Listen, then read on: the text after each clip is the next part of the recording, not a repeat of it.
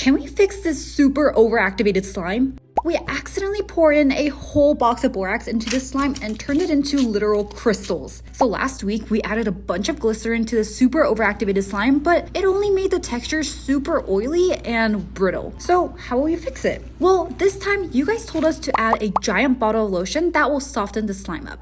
Lotion is used for smoothing out a slime and making it much easier to hold and play with. It might be a bit difficult to fix this batch with it though, but I trust you guys. 30 minutes of mixing later and it kind of looks the same, maybe just a bit less oily. Definitely not finished though. What should we add into this slime next? Let me know in the comments.